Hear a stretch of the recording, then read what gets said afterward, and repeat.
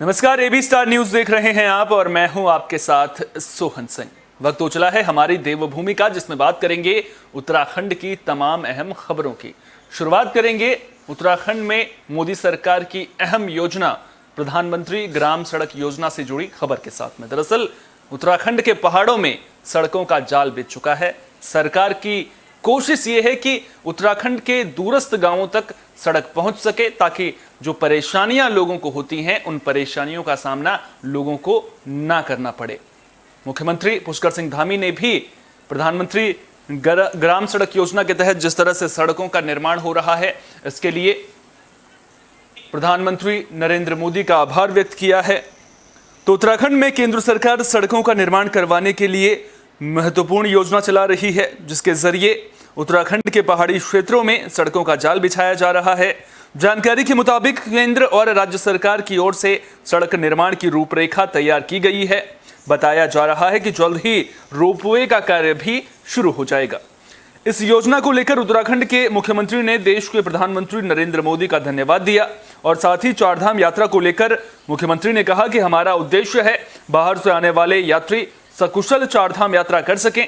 CM ने कहा कि उत्तराखंड के लोगों के लिए और धार्मिक मंदिरों पर श्रद्धालुओं को किसी प्रकार की आने जाने में दिक्कत ना हो, इसको लेकर रोपवे का भी निर्माण करने की योजना चलाई गई है। दरअसल उत्तराखंड में पर्यटन, उत्तराखंड के बजट की आप बात कर लीजिए, उसमें महत्वपूर्ण भूमिका अदा करता है। बाहर से श्रद्धालु यहाँ पर मंदिरों के दर्शनों के लिए आते हैं। इसके अलावा जब गर्मियों का मौसम होता है तो पर्यटक बड़ी संख्या में उत्तराखंड पहुंचते हैं। अभी आप हाल के दिनों में आपने तस्वीरें देखी होंगी किस तरह से देहरादून से लेकर के बद्रीनाथ केदारनाथ धाम तक श्रद्धालुओं का जमावड़ा लगा हुआ है। हरिद्वार में मां चंडी देवी, मां मनसा देवी के दर्शन करने के लिए लोग पहुंच रहे हैं। ऐसे में सड़कों की स्थिति बेहतर हो, श्रद्धालुओं को किसी तरह की दिक्कत ना हो, इस दिशा में सरकार लगातार काम कर रही है और केंद्र सरकार का भी पूरा सहयोग उत्तराखंड सरकार को मिल रहा है।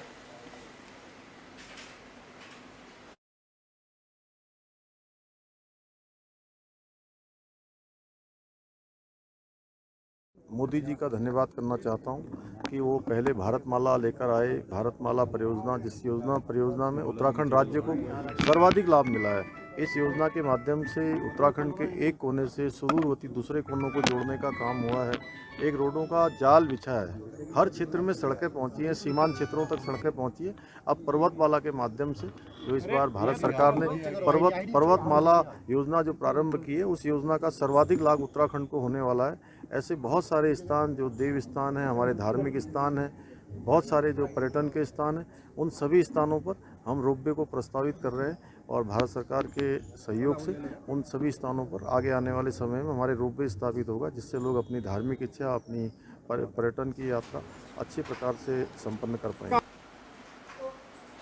अग्निपथ योजना को लेकर सियासत थमने का नाम नहीं ले रही है। जहां एक और सरकार इसकी उपलब्धियां बता रही है, इसके फायदे गिनवा रही है, वहीं दूसरी ओर विपक्षी पार्टियां इस योजना को लेकर सरकार को घेरने की कोशिश करती हुई नजर आ रही हैं। कांग्रेस पार्टी ने भी सरकार के खिलाफ मोर्चा खोल दिया है। बाजपुर में अग्निपथ योजना के विरोध में नेता प्रतिपक्ष यशपाल आर्य के नेतृत्व में कांग्रेस कार्यकर्ताओं ने सत्याग्रह आंदोलन शुरू किया। इस दौरान कांग्रेस कार्यकर्ताओं ने केंद्र सरकार की अग्निपथ योजना का विरोध किया और जमकर नारेबाजी की। दरअसल पूरे देश में अग्निपथ योजना के विरोध में प्रदर्शन देखने को मिल रहा है। इसी के चलते कांग्रेस हाईकमान के आह्वान पर प्रदेश भर में कांग्रेस कार्यकर्ताओं ने सत्याग्रह आंदोलन चलाया। इसी के चलते बाजपुर तहसील में नेता प्रतिपक्ष यशपाल आर्य के नेतृत्व में सैकड़ों की संख्या में पार्टी कार्यकर्ता एकत्रित हुए, जहां कांग्रेस कार्यकर्ताओं ने धरना प्रदर्शन करते हुए सत्याग्रह आंदोलन शुरू किया।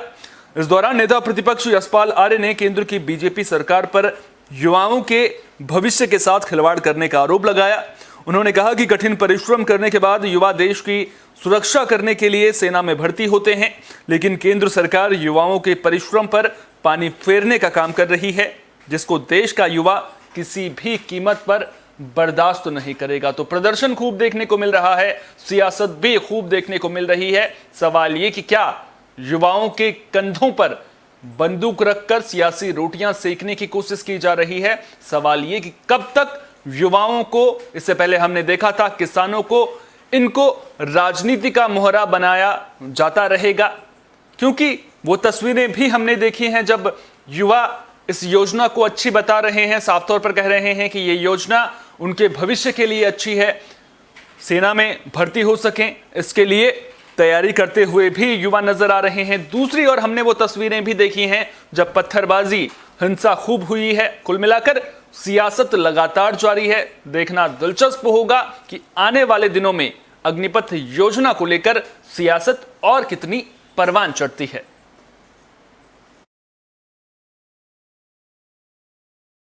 देखिए, आज पूरे प्रदेश भर में विधानसभा वार कांग्रेस कार्यकर्ता, कांग्रेस पार्टी अग्निपथ योजना को के विरोध में सत्याग्रह कर रही है और निश्चित रूप से अग्निपथ योजना जो केंद्र सरकार द्वारा लागू कर दी जा रहे हैं वह यहाँ के उत्तराखंड के ही नहीं पूरे देश के नौजवानों के साथ, उनके भविष्य के साथ खिलवाड़ है, धोखा है और उनके साथ अन्याय है। जिन्होंने शारीरिक परीक्षा पास कर ली, जो शारीरिक परीक्षा उत्तीर्ण कर चुके हैं, उन्हें भी आगे की परीक्षा से वंचित किया जा रहा है और 3.5 साल का रोजगार और 6 महीने का प्रशिक्षण और 4 साल के बाद उन्हें उन नौजवानों को रिटायर कर दिया जाएगा। तो निश्चित रूप से इस काले कानून को वापस करने के लिए उत्तराखंड में ही नहीं पूरे देश भर में कांग्रेस कार्यकर्ता सड़कों पर हैं और नौजवानों के साथ हैं जो हमारे भविष्य हैं। देश में 46% युवा हैं और देश के प्रधानमंत्री जी ने भी लगातार कहा है कि यह भारत युवाओं का भारत है, यह युवाओं का भारत है और देश युवाओं के आगे नतमस्तक है। आज अग्निपथ के नाम पर युवाओं के साथ बहुत बड़ा धोखा किया जा रहा है, छल किया जा रहा है। उत्तराखंड के मुख्यमंत्री पुष्कर सिंह धामी मसूरी पहुंचे थे, जहां उन्होंने डिजिटल प्रदर्शनी और सेमिनार का शुभारंभ किया।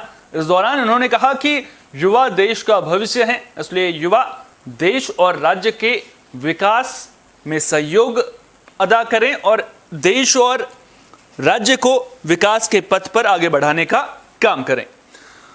तो उत्तराखंड के मुख्यमंत्री पुष्कर सिंह धामी मसूरी के दौरे पर पहुंचे थे, जहां मसूरी से बीजेपी मंडल अध्यक्ष मोहन पेटवाल, महामंत्री कुशाल राणा, सभासद अरविंद सेमवाल और सतीश ढोंडियाल ने मुख्यमंत्री धामी को फूल का गुलदस्ता देकर उनका स्वागत किया। इस दौरान सीएम धामी ने लाल बहादुर शास्त्री प्रशासनिक अकादमी में आयोजित आजादी के अमृत महोत्सव के तहत डिजिटल प्रदर्शनी और सेमिनार का शुभारंभ किया। उसके बाद सीएम धामी ने अग्निपथ योजना पर भी अपने विचार व्यक्त किए, जहां पर उन्होंने प्रशिक्षु IAS अधिकारियों को संबोधित करते हुए देश और प्रदेश के विकास के लिए काम करने का आग्रह किया। इस दौरान साफ तौर पर उन्होंने युवाओं को संदेश दिया कि युवा देश का भविष्य हैं, वो देश के विकास के लिए, राज्य के विकास के लिए आगे आएं और अपना बहुमूल्य योगदान अदा करें।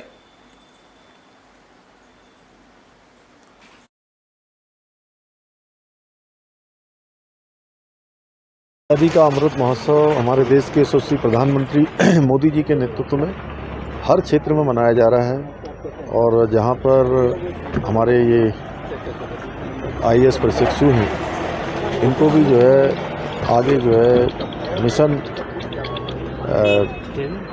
योजनाकार के तहत जो है इन सभी को लगाया जा रहा है और इन्होंने विभिन्न क्षेत्रों में जाना है। विभिन्न क्षेत्रों में जाकर जो भारत की आधारशिला है, आत्मनिर्भर भारत है, जिस दिशा में माननीय प्रधानमंत्री ले जा रहे हैं, उसको साकार करने का काम इन सबके कंधों पर है। ये सब मिलकर काम करेंगे। आज हमने जाकर वहाँ पर सभी को शुभकामनाएं दी और सभी को एक तरह से उनसे इंटरेक्ट किया। वहाँ देहरादून में थाना रायवाला पुलिस को बड़ी कामयाबी मिली है। पुलिस ने लूट की गुत्थी को सुलझा लिया है। मामले में 4 आरोपियों को गिरफ्तार कर लिया गया है। पुलिस इसे बड़ी कामयाबी मान रही है। अब आरोपियों की गिरफ्तारी के बाद पुलिस न्यायिक प्रक्रिया में जुट गई है। तो थाना रायवाला पुलिस को बड़ी कामयाबी मिली है। छिदरवाला क्षेत्र के पास राष्ट्रीय राजमार्ग पर लूट की वारदात को अंजाम देने वाले अंतर जनपदीय गिरोह के 4 आरोपियों को पुलिस और एसओजी की टीम ने ग्रामीणों की मदद से मोतीचूर फ्लाईओवर के पास से गिरफ्तार कर लिया है, जिनके कब्जे से पुलिस ने 92,000 लूट की रकम बरामद कर ली है। इसके साथ ही पुलिस ने घटना में शामिल बाइक को भी बरामद कर लिया है। पुलिस इसे बड़ी कामयाबी मान रही है।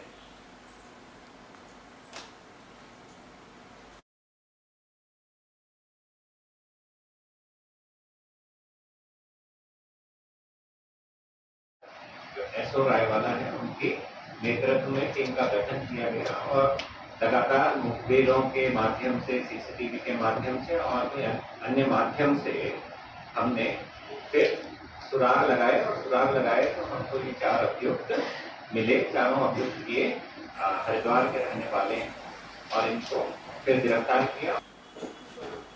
बात पौड़ी की करें तो पौड़ी के ग्रामीण इलाकों में अभी भी गुलदार की दहशत देखने को मिल रही है। हालांकि वन विभाग के पिंजरे में एक गुलदार फंस जरूर गया है, लेकिन ग्रामीणों ने यह आशंका जताई है कि अभी भी दूसरा गुलदार गांव में मौजूद है, गांव के जंगलों में मौजूद है।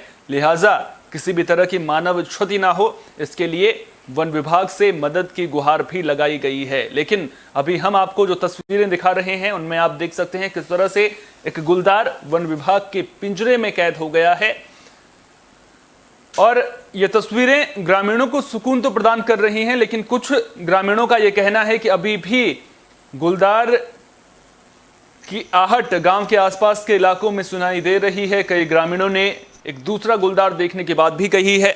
लिहाजा अब वन विभाग की टेंशन खत्म हो गई है, पूरी तरह से खत्म होती हुई तो बिल्कुल भी नजर नहीं आ रही है और आगे भी वन विभाग को इस गुलदार को पकड़ने के लिए, जो दूसरा गुलदार है उसे पकड़ने के लिए कार्रवाई यहां पर करनी पड़ेगी। तो पौड़ी जिले में पिछले कई दिनों से विकासखंड पाबो के अंतर्गत आने वाले सपलोड़ी और भट्टी गांव के क्षेत्र में गुलदार दहशत का केंद्र बना हुआ है। वन रेंजर अनिल भट्ट ने बताया कि पिछले दिनों सपलोड़ी और भट्टी गांव में गुलदार ने 2 अलग अलग स्थान पर 2 महिलाओं को अपना निवाला बनाया था, जिसके बाद ग्रामीण लोगों में दहशत का माहौल देखने को मिल रहा था। आक्रोशित ग्रामीणों ने वन विभाग से गुलदार को पकड़ने की मांग की, जिसके बाद वन विभाग ने गुलदार को पिंजरे में कैद कर लिया और पकड़े गए गुलदार को वन विभाग के अधिकारियों ने जंगल में ले जाकर छोड़ दिया है।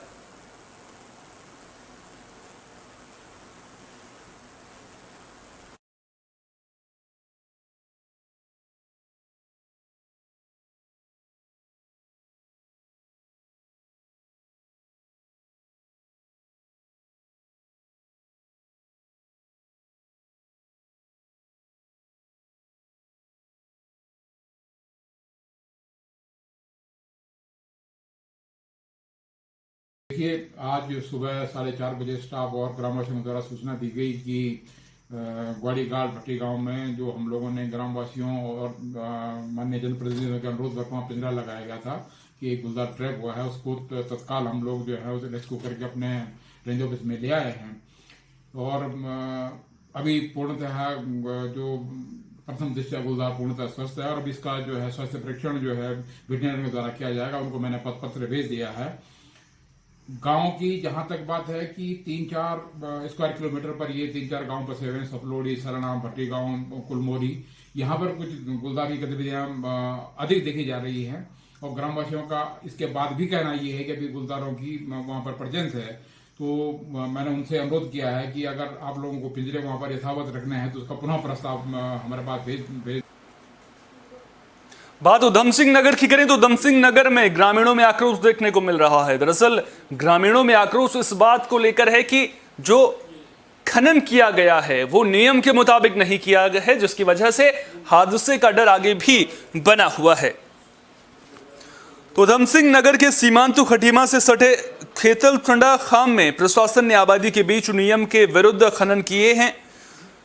सरकारी तालाब के साथ ही मिट्टी से भरे डंपर और ट्रैक्टर ट्रॉली से मकान, नाली और रोड क्षतिग्रस्त हो गए हैं। इस तरह के आरोप ग्रामीण लगा रहे हैं, जिसे देखने के बाद भड़के ग्रामीणों ने खुदाई कर रहे लोगों के खिलाफ अपना आक्रोश व्यक्त किया है और तालाब के खनन के काम को रुकवा दिया है। ग्रामीणों ने आरोप लगाया है कि खोदे जा रहे तालाब की गहराई मानक 10 फीट से ज्यादा है, जिससे आसपास के घर, मकान और खेतों का बहुत बड़ा नुकसान हो सकता है।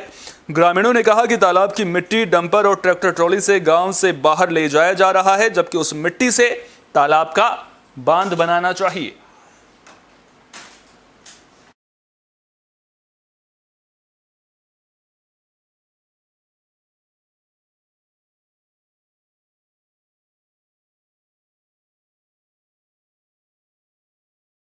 झंडा में जो सरकारी तालाब खुद रहा था उसका टेंडर जिला अधिकारी द्वारा कराया गया, जो बहुत ज़्यादा गहरा खुद रहा था। और जब भी कोई तालाब खुदता है तो उसकी ऊंचाई 5 फीट 4 फीट 5 फीट होती है और उसमें चारों ओर मिट्टी पड़कर उसको 6 फीट 7 फीट किया जाता है।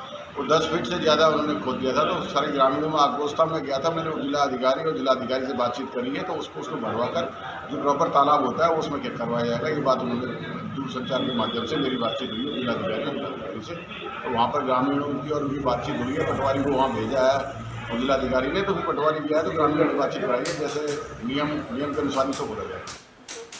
अग्निपथ योजना को लेकर देश भर में विरोध प्रदर्शन जारी है। काशीपुर में भी कांग्रेस कार्यकर्ताओं ने प्रदर्शन किया है। इस दौरान कांग्रेस कार्यकर्ताओं ने सरकार के खिलाफ जमकर नारेबाजी की है। सरकार से इस योजना को वापस लेने की मांग की है। तो जहां एक और केंद्र की बीजेपी सरकार और उसके नेता अग्निपथ योजना के लाभ गिना रहे हैं, वहीं दूसरी ओर कांग्रेस अब इस योजना को लेकर बीजेपी सरकार को लगातार घेरने में जुटी हुई है। दरअसल उत्तराखंड कांग्रेस कमेटी की अपील पर कांग्रेस के नेता एनसी बाबा की अगुवाई में महाराणा प्रताप चौक पर कांग्रेस कार्यकर्ताओं ने एक दिवसीय सत्याग्रह किया।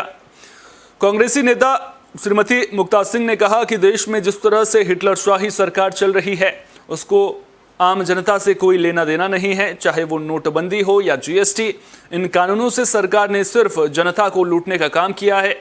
इस बीच कांग्रेस नेता ने सरकार के अग्निपथ योजना को तुरंत वापस लेने की मांग की। उन्होंने कहा कि अगर सरकार इस योजना को वापस नहीं लेती है तो कांग्रेस सड़क पर उतरकर उग्र आंदोलन करेगी।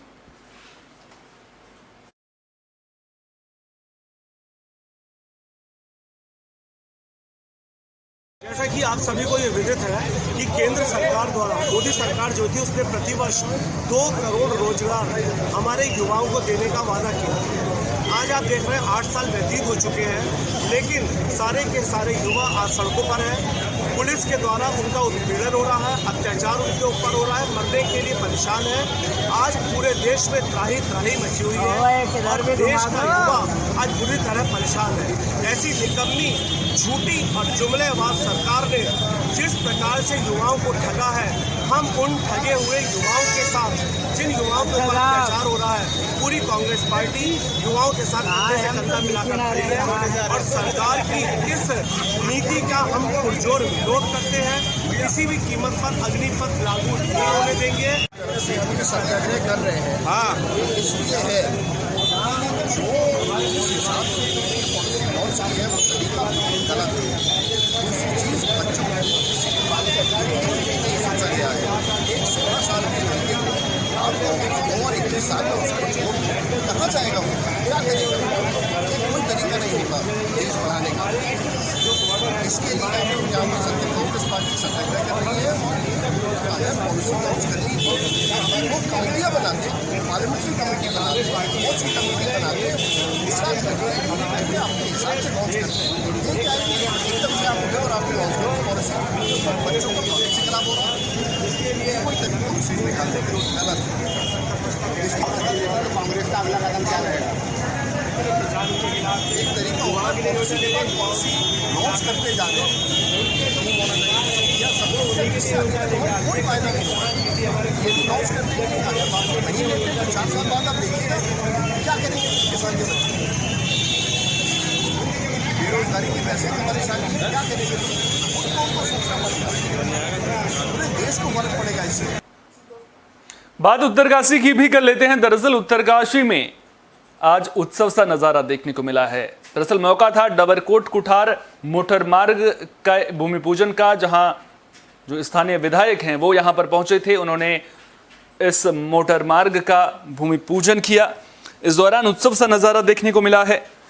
तो यमुनोत्री विधायक संजय डोभाल ने डबरकोट कुठार मोटर मार्ग के निर्माण का भूमि पूजन के साथ उद्घाटन किया। जानकारी के मुताबिक यमुनोत्री विधानसभा के अंतर्गत डबरकोट से कुठार गांव तक 8 किलोमीटर की ये सड़क 7 करोड़ 72 लाख की लागत से बनेगी। इस सड़क के निर्माण कार्य के दौरान विधायक संजय डोभाल अतिथियों ने भी ग्रामीणों की खुशी में शामिल होकर तांडे नृत्य किया। यमुनोत्री विधानसभा के अंतर्गत नौगांव ब्लॉक से सुदूरवर्ती गीठ पट्टी के कुठार गांव के ग्रामीण लंबे वक्त से कुठार गांव के लिए मोटर मार्ग के निर्माण की मांग कर रहे थे। कुठार गांव के लिए यमुनोत्री हाईवे से लगे राना गांव से करीब 6 किलोमीटर की लंबी खड़ी चौड़ाई चढ़कर पैदल कुठार गांव पहुंचते हैं, जिससे जल्दी ही ग्रामीणों की पैदल चलने की इस समस्या से उन्हें निजात मिल जाएगी।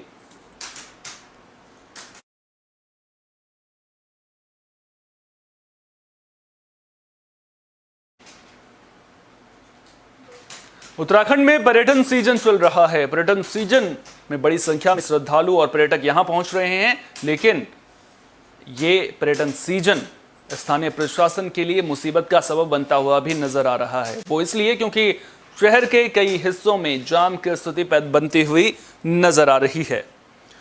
तो यात्रा सीजन में शहर की अंदरूनी यातायात व्यवस्था सुचारू करने के लिए एसपी ट्रैफिक हिमांशु वर्मा और सिटी मजिस्ट्रेट अवधेश सिंह ने ऑटो विक्रम और ई रिक्शा संचालकों और यूनियन पदाधिकारियों के साथ बैठक की। इस दौरान एसपी ट्रैफिक हिमांशु वर्मा ने एआरटीओ, यातायात पुलिस और सिविल पुलिस अधिकारियों ने यूनियन पदाधिकारियों से बातचीत की और यातायात प्लान पर चर्चा की गई। जानकारी के मुताबिक ये प्लान 29 जून से हरिद्वार शहर में लागू किया जाएगा। इस प्लान के तहत ऋषिकेश से आने वाले ऋषिकेश सेंटर के सभी विक्रमों को जयराम मोड़ से यू टर्न लेकर चमगादड़ टापू में पार्क किया जाएगा, फिर यहीं से इनका संचालन किया जाएगा।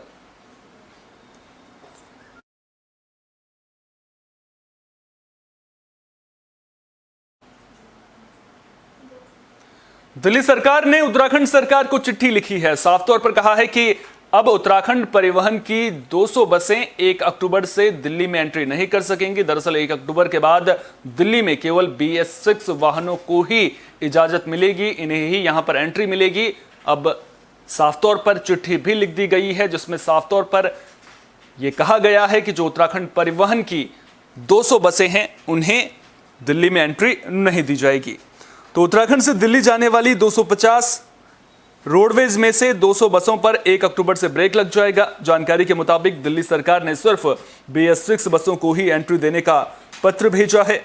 BS6 मानक वाली 22 वोल्वो और कुछ बसें मिलाकर सिर्फ 50 बसें ही परिवहन निगम के पास हैं। हाल ही में दिल्ली परिवहन विभाग के विशेष आयुक्त OP मिश्रा की ओर से उत्तराखंड परिवहन निगम को एक चिट्ठी लिखी थी, जिसमें बताया गया है कि दिल्ली और NCR में वायु प्रदूषण की स्थिति को ध्यान में रखते हुए NGT ने भी ये निर्देश दिए थे कि 1 अप्रैल 2020 से दिल्ली में BS4 वाहनों की खरीद फरोख्त नहीं होगी, केवल BS6 वाहनों को ही संचालित किया जाएगा। इसके अलावा NGT ने पहले ही निर्देश दिया था कि 1 अक्टूबर से उत्तराखंड परिवहन दिल्ली में 200 बसों की एंट्री पर रोक लगा देगा। जानकारी के मुताबिक दिल्ली सरकार ने वायु प्रदूषण को ध्यान में रखते हुए इन बसों की एंट्री पर रोक लगाई है।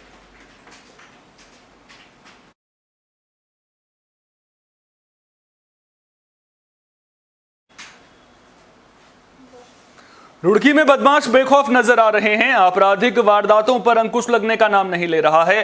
पुलिस प्रशासन की कार्यशैली को लेकर सवाल खड़े होते हुए नजर आ रहे हैं। सबसे बड़ा सवाल यह कि आखिर आपराधिक वारदातों पर ब्रेक कब लगेगा? पुलिस अपनी जिम्मेदारी को बखूबी निभाती हुई कब नजर आएगी? ताजा मामला रुड़की के लक्सर से सामने आया है, जहां चोरों ने कई घरों को निशाना बनाया है।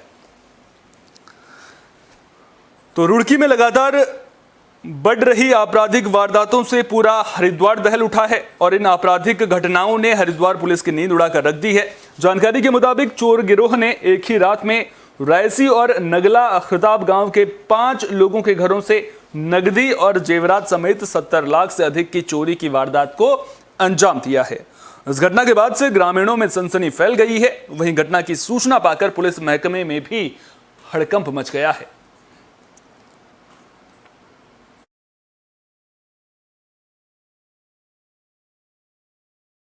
भाई साहब ये समझो गले का गया और 3 अंगूठी गई है और 3 जोड़ी पंजेब गई है और 10,000 रुपये। कितने का होगा लगभग? लगभग ये होगा 3, साढ़े 3, 4 लाख रुपये का। किस समय आए थे चोर? ये 12 बजे के लगभग। कैसे आए? क्या छत पे को आए? लगभग 12 बजे के आसपास ये लोग तब तेजी लोगों ने अपना घर जी और मोटा मोटी 20 लाख रुपए के आसपास की चोरी हुई है। इसमें 15 लाख का तो गहना था, सोना और चांदी थी, और लगभग मोटा मोटी 3,70,000 के आसपास कैश था, जो कल संडे की वजह से दुकान का गैस घर ला गया था। बाकी जी इसमें कुछ चांदी थी 3-4 किलो जी, और जो दुकानों की मिलती है मतलब एक करी हुई वो भी थी 4 किलो। मुझे जानकारी में आया है कि कुछ घरों गाँव में कुछ घरों में चोरी हुई है। इस संबंध में अभी जैसी एफआईआर आती है, एफआईआर बुक करके इसके चोरों की बात की जाएगी और जो भी इसमें होगा उनके खिलाफ बदनी कार्रवाई। अब ये तो अंदाजा लग पाया है, लेकिन अब जिस तरह भी होगा मैं जिसको एफआईआर आएगी उस हिसाब से देखते हैं।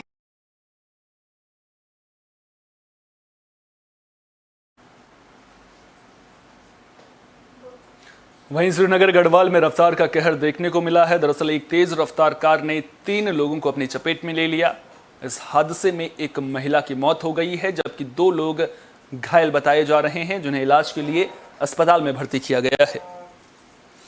तो श्रीनगर गढ़वाल में एक तेज रफ्तार कार ने 3 लोगों को अपनी चपेट में ले लिया, जिसमें एक महिला की अस्पताल ले जाते वक्त मौत हो गई, जबकि 2 घायलों को अस्पताल में इलाज के लिए भर्ती कराया गया है।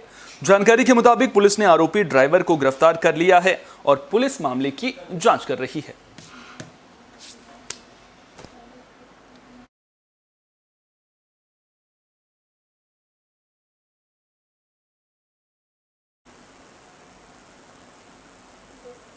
उत्तराखंड के बुलेटिन हमारी देवभूमि में फिलहाल के लिए इतना ही। देश दुनिया की तमाम अहम खबरों के लिए बने रहिए AB स्टार न्यूज के साथ, क्योंकि यहां पर खबरों का सिलसिला कभी नहीं थमता।